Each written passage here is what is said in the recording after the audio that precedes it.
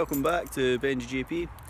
Today, going to reveal one of my newer cars. I say newer, I've had it since October, but I've not really had a chance to kind of review it yet or kind of introduce it to the channel properly. But I've wanted one of these cars for quite a while.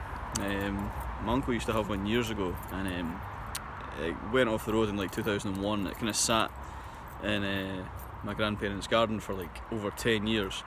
And before I obviously started driving, I used to love just sitting in it and just, you know, pretending to drive the car and just like fiddling about with stuff. And it's probably where I wouldn't say my love of cars came from, but it probably had a major contributing factor towards it anyway. So it's quite a sentimental car.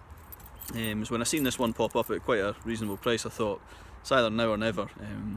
It's not Japanese, which kind of goes against the channel, but I've also got BMW, so it doesn't really make sense. But I like older stuff, retro stuff's cool, and back in the day when this manufacturer made cars, they were a lot better than what they make today. A lot of the stuff they make today is built to a cost, whereas these cars back in the day, they were built to a high standard, and a lot of them are still on the road today, which is testament to how well they were actually built. The Germans used them as taxis, you know, and a lot of them are still going, so what does that tell you? So it's underneath that cover there, so why don't we take the cover off and have a wee look at what it is. It was all a dream. I used to read Word Up magazine, Salt and Pepper and Heavy D up in the limousine, hanging pictures on my wall. Every Saturday, rap attack Mr. Magic Molly Mall. I let my tape rock till my tape pop, smoking weed and bamboo, sipping on private stock. Way back when I had the red and black lumberjack with the hat to match. So here it is officially, guys. It's my 1993 Mercedes 190E W201 chassis, for anyone that wants to know.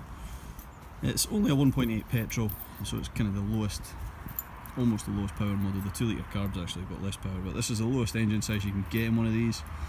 I wasn't really buying it for performance, if I'm being honest. I was buying it more for, you know, looks and nostalgia, if you like. It's quite a retro car, and it's, you know, it's just screams 80s Mercedes. I mean, these were made from like the mid 80s, early 80s to all the way to the 93. So 93 is actually the last model year for these cars, so this is one of the last ones, and one of the facelifted ones, and probably the best, like, you know, in my opinion.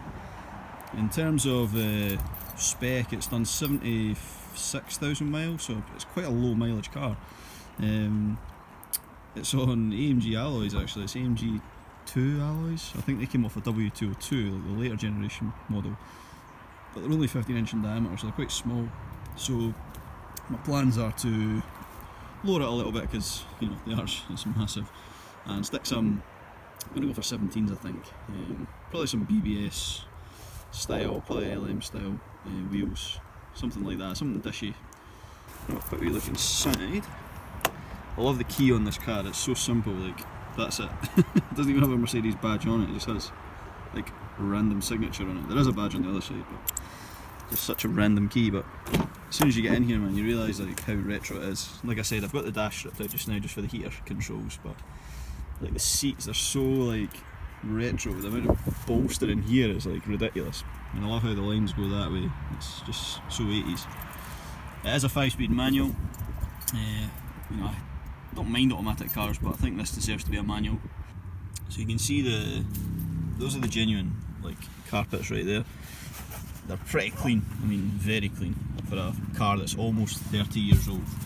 And you've really got to remember that when you look at this car. It's almost 30 years old. It's almost the same age as me, not giving much away there. Even when you shut that door, man, you hear how well it's built. Like, listen to that. You don't get that in a car now, eh? Even Mercedes of now, you don't get that. So yeah, there's a few things I need to fix on it. It's having problems starting from cold. Done a wee bit of research on them. They're quite bad for a relay going on them, OVP, overvolt protection relay. I've bought one of those, I'm going to try that, see if it makes a difference. If not, we can do a bit more fault finding. I've checked spark anyway, I've checked compression. I've not checked properly for fuel yet, but I can smell the fuel off the plug, so I can go down that route later. But it is an early fuel injection system by Bosch that's in these, so, you know, there's quite a few different components, and it is quite basic. But we should be able to diagnose it and get it running. I've actually insured it. It's actually my cheapest car to insure out of my whole fleet. So it just shows you that, you know, if you're driving one of these, you're probably an old man that's kept it in the garage for years. So yeah, I can't wait to get my own spin on the car, tidy it up a little bit. There's a few things I want to tidy up, keep you updated with the progress. A couple of items that I've bought for the car already, so I've bought lowering springs for it. We'll see how we get on with those. I'd rather not spend money on coilovers if I can help it. The indicators, I've bought amber corners for it because I think they suit the car a bit better. That's the pre-facelift corners.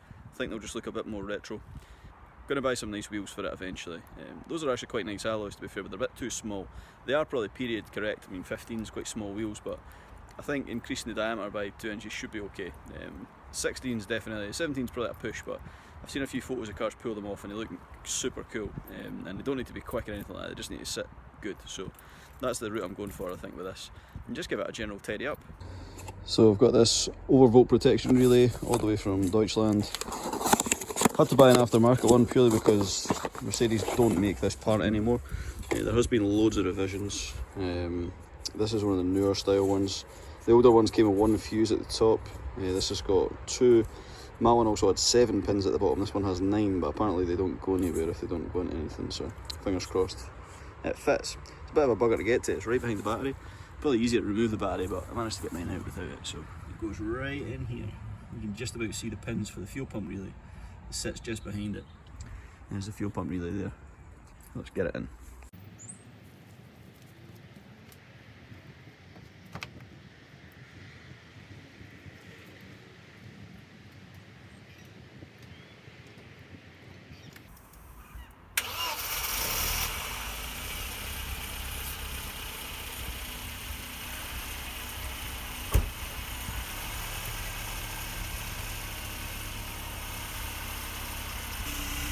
That's exactly what it was, boys.